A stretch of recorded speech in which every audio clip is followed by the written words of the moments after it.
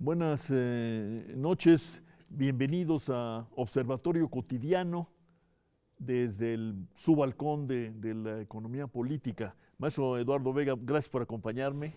Al contrario, muchas gracias por la Enrique invitación. Provencio. Gracias. Gracias. Y, les he pedido, pero lo voy a decir a cámara, que hagamos un programa doble, cuya primera versión se transmitirá hoy y el próximo miércoles la segunda, con dos digamos, grandes componentes. Primero, que me ayuden a poner en situación lo que he llamado Panorama 18 y que espero poder desplegar en varios programas más a partir de, teniendo como eje, no para glosarlo, pero como eje, el informe sobre el desarrollo de México que elabora el Programa Universitario de Estudios del Desarrollo y que coordina Enrique Provencio. Muy bien. Sería el primer cometido.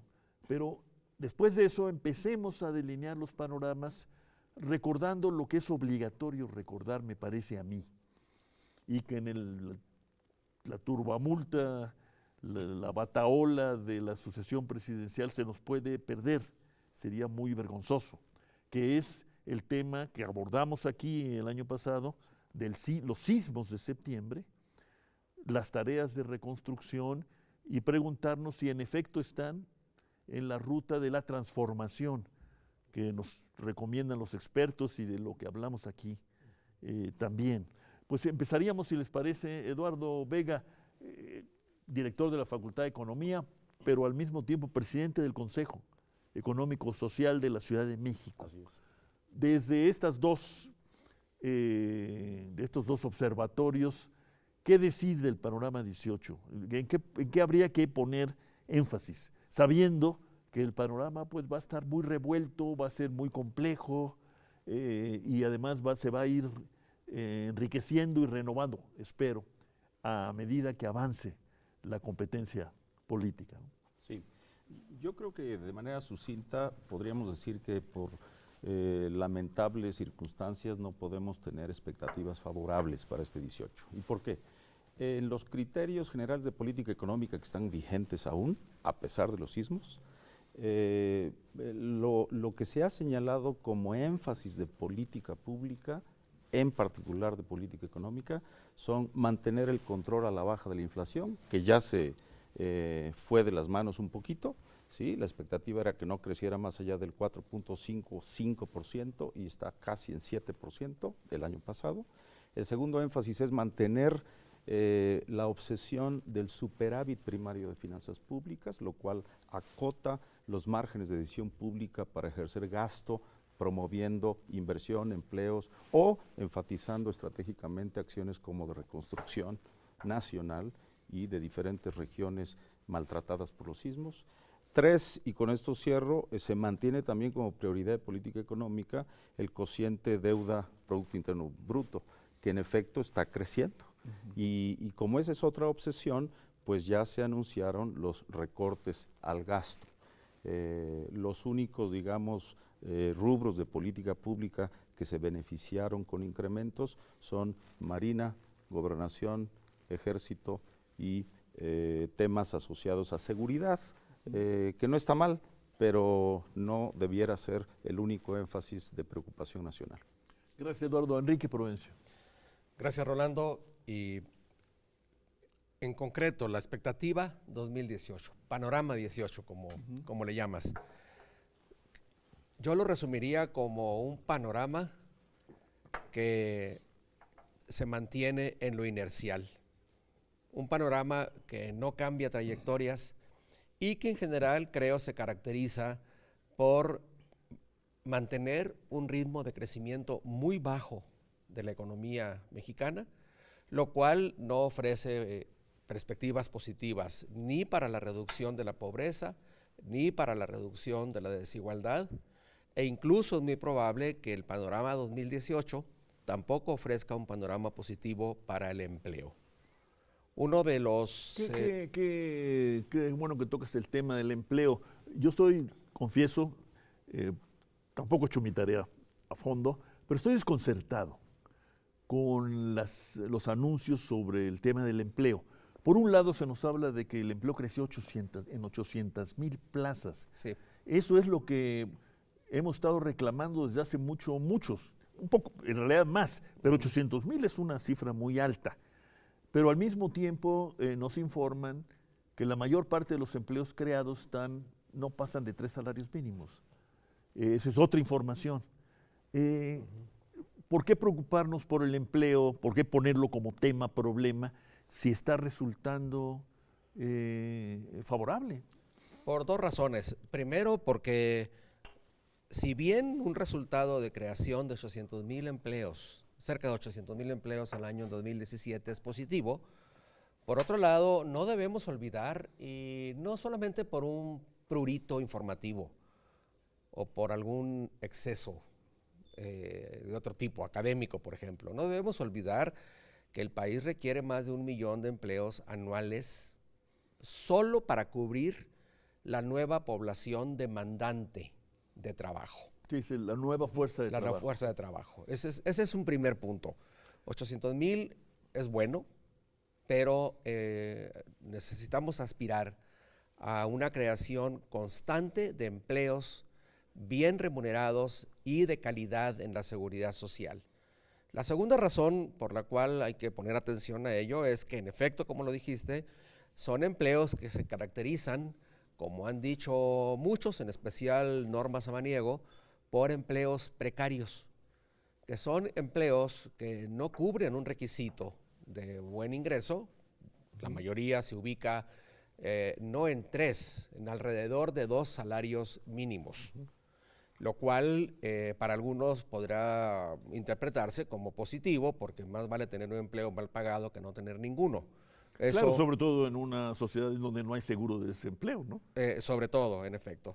Y la tercera razón es porque siguen siendo empleos que de algún modo se encuentran en esa categoría de precariedad por la duración de los contratos o porque se trata, a fin de cuentas, de los empleos en buena medida creados al amparo de las reformas a la Ley Federal del Trabajo, muchos de los cuales no solamente tienen un ingreso bajo, sino que tienen una duración limitada.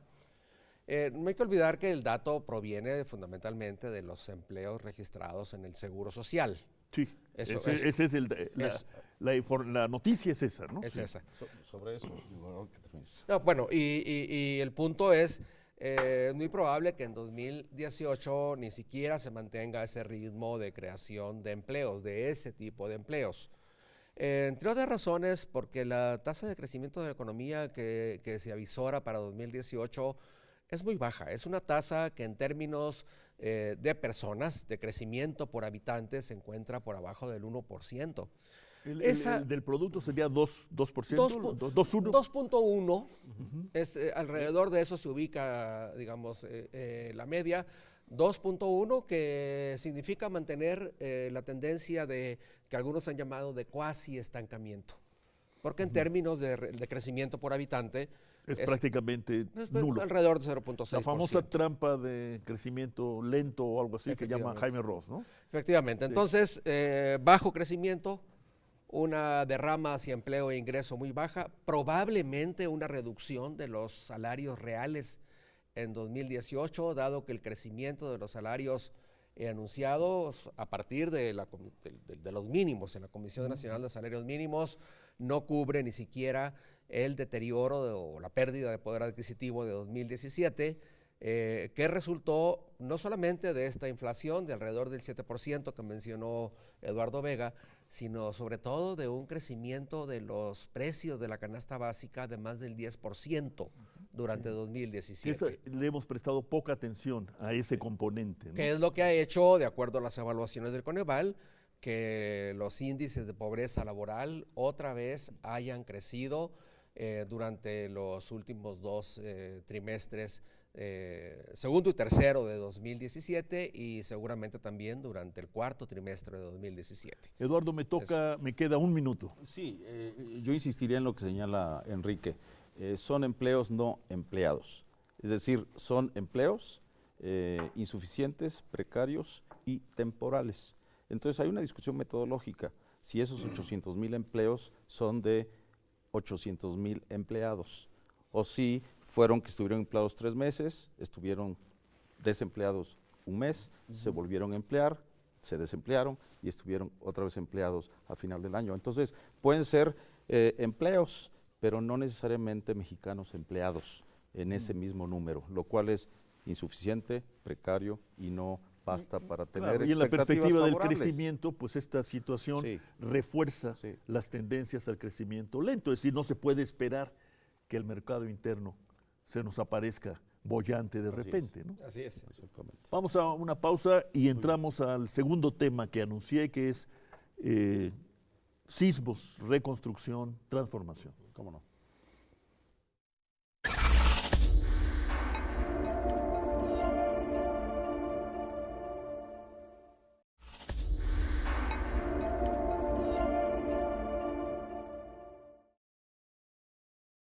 Pues pasemos ahora, tiempo nublado, ¿no? Diría el poeta Paz, el que ustedes nos han empezado a configurar.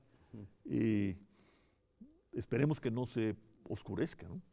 Esperemos. Y que, bueno, que haya una toma de conciencia por parte de nuestros políticos y opinadores y analistas, digamos, que contribuya a definir mejor el panorama y los obligue a todos a manifestarse frente a un mismo escenario, ¿no? Sí. Y no tengamos, pues, cada quien con su escenario y entonces el debate sea, pues, nulo y para mayor confusión de la ciudadanía. Así es. Pero pues, me interesaba iniciar esta miniserie para Observatorio Cotidiano, pues con algo que tocamos el año pasado, consternados, preocupados, y que sigue con nosotros, o al menos yo insisto en que sigue con nosotros, que es el tema de los sismos, sus efectos en algunos lugares, por lo visto también en nuestra ciudad, devastadores, y los esfuerzos de reconstrucción, transformación, producto de esto. Enrique Provenza. Qué bueno que abordas este tema, porque me parece que pasados los primeros meses y semanas de los sismos de septiembre de 2017, estamos corriendo grandes riesgos de caer en esa inercia que nos hace olvidar muy pronto y que nos hace perder el sentido de alerta. Y creo que es muy buen punto para observatorio, porque no debemos perder ese sentido de alerta. La emergencia ya está pasando, para algunas personas todavía no. Pues según las cifras que nos han dado sobre la Ciudad de México, pues tenemos a muchos conciudadanos viviendo fuera de sus casas, pues para decirlo rápido, ¿no? Efectivamente, y en la incertidumbre de no saber si podrán regresar a sus viviendas, y también está ocurriendo eso en estados como Morelos, Puebla y sobre todo la región del Istmo de Oaxaca. Para algunos no ha pasado la emergencia, pero en términos generales parecería que ya lo hubiéramos rebasado. No hay que perder ese sentido de alerta.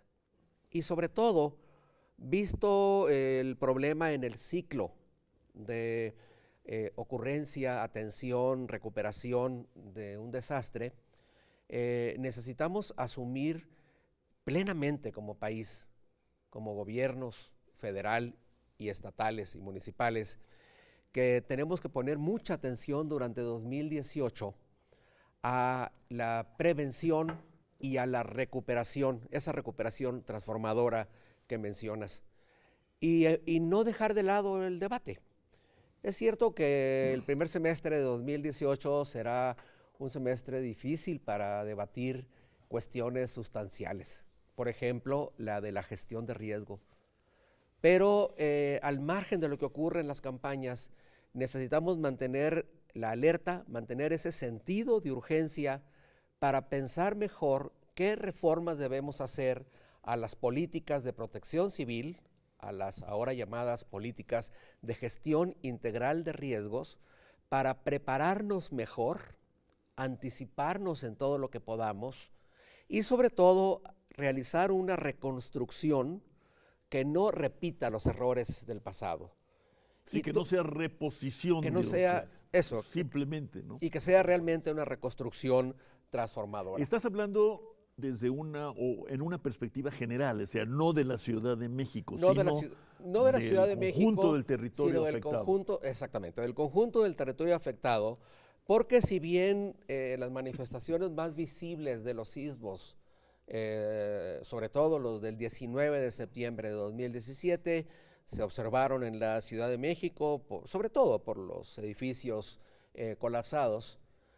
Los mayores impactos en términos de población afectada, en términos de viviendas dañadas, están fuera de la Ciudad de México. En la Ciudad de México se vive una situación crítica, es cierto, pero hay más familias y población afectada en Oaxaca, en Morelos y Puebla que en la Ciudad de México. ¿Y qué está ocurriendo ahí, Eduardo? ¿Qué es lo que has detectado o detectas que está ocurriendo? Enrique habla del 19, ¿no? Sí. El anterior fue el 7. El 7. Sí. Y de entonces para acá, pues el tiempo ha corrido, ¿no? Sí, yo creo que lo de los sismos, una vez que ya pasamos, digamos, la tragedia, sin ninguna exageración de por medio, y estamos transitando de la emergencia a la reconstrucción, yo creo que en efecto, a escala nacional, debiera identificarse como una oportunidad para rediseñar política pública. Pero nos decías en el segmento anterior que con todo y sismo el planteamiento Por presupuestal no se alteró. Justamente. Yo siempre pensé que se iba a alterar. Bueno, se alteró el Fonden. El problema es que las prioridades nacionales siguen siendo esas tres: luchar contra la inflación, tener superávit primario y bajar deuda sobre PIB. Pero eso le llevó a el Congreso tomar la decisión, a partir de la propuesta de Hacienda, de aumentar los fondos presupuestales del Fonden en poco más de 6,400 millones de pesos, lo cual no está mal. Es el Fondo para Desastres Naturales. El Fondo para Desastres Naturales. Pero no es solo un problema presupuestal. Entonces, si solo lo vemos como un problema presupuestal, vamos a seguir suponiendo que nuestra tarea es sorprendernos de que haya un terremoto, sorprendernos de que haya una inundación, sorprendernos de que hay una sequía muy duradera y pronunciada. No, yo creo que hay que, justamente como lo señala Enrique, tomar esta oportunidad de los sismos para hacer una identificación a escala territorial de cuáles son los riesgos sísmicos del país, cuáles son las vulnerabilidades demográficas, sociales, económicas que tenemos en ese mapa de riesgos, y a partir de esa identificación de riesgos y vulnerabilidades tomar decisiones no solo presupuestales, sino de prevención, atención anticipada y entonces conducción de una gestión pública que no arriesgue ni la vida ni el patrimonio de la población. Pero eso significa, Eduardo, Enrique, mover gente, ¿no?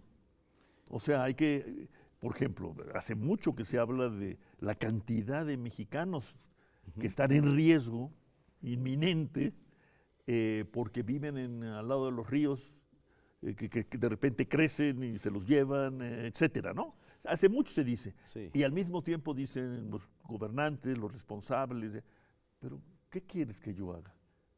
¿Que con el ejército lo saque? Sí, Porque claro. se van a negar. ¿Cómo combinar esta cuestión? Es que me recuerda el nuevo inicio del gran libro de John Womack, Zapata y la Revolución Mexicana. Y saben que corrigió la traducción. Sí. Y entonces habla es un grupo de gente del campo que hizo una revolución porque no quería moverse de donde vivía. Sí. No porque, claro que quería cambiar, pero no quería moverse. Bueno, ese es uno de los puntos más importantes, porque en un enfoque de gestión integral de riesgos, como ya lo sabemos, lo esencial es reducir la vulnerabilidad, reduciendo la exposición de la población a las amenazas externas, a los peligros. Y en efecto, el punto crítico para las medidas de reconstrucción transformadora en el futuro es evitar que haya población que se asiente en las zonas de mayor riesgo, de mayor exposición a los peligros en particular. En muchos casos no se va a mover a la población por muchas razones, entre otras porque en efecto hay una demanda de mucha gente que no se quiere mover, entre otras razones porque no puede. Pero ahí justamente se puede reducir la vulnerabilidad mejorando no solamente la calidad de las construcciones, sino evitando construcciones que sean frágiles o sean en sí mismas vulnerables. Y aquí hay un aspecto relacionado con el presupuesto que ya salió en la conversación. En efecto, para 2018, el presupuesto federal, si quieres después hablamos del de la Ciudad de México, el presupuesto federal para el Fondo de Desastres Naturales, el FONDEN, aumentó y aumentó considerablemente. 2018 será el año en el que el FONDEN tenga más presupuesto en toda la historia. Casi 25 mil millones. Casi 25 mil millones. La Cámara de Diputados incrementó la cantidad que había sido propuesta por el Poder Ejecutivo. Nada más que son 25 mil millones, casi 25 mil millones, concretamente 24.644 millones, para los desastres que ocurran durante 2018. No son recursos para la reconstrucción de los municipios afectados en 2017. Para la reconstrucción en las entidades federativas se asignaron 2.500 millones de pesos, nada más. Es una cantidad muy baja, es una cantidad insuficiente. Sí se considera que hubo más de 11,000 escuelas afectadas, por ejemplo, que no habían terminado de repararse al iniciar el 2018. O si se considera que al menos 65,000 viviendas dañadas ya no son recuperables, se perdieron. O si se considera que las viviendas afectadas en los diferentes estados ascienden a casi 175,000. Es decir, son cantidades abrumadoras, en efecto. Me dicen, me abruman también mis colegas de TV UNAM de que se nos fue el tiempo. Pero empecemos nuestro segundo programa a partir de estas dimensiones abrumadoras y exploremos de nuevo el tema, aquí sí, el tema financiero y las condiciones políticas para afrontar reconstrucción, transformación. Eduardo Vega, Enrique Provencio, muchas gracias. Gracias. Pero continuamos. Por supuesto. Buenas noches.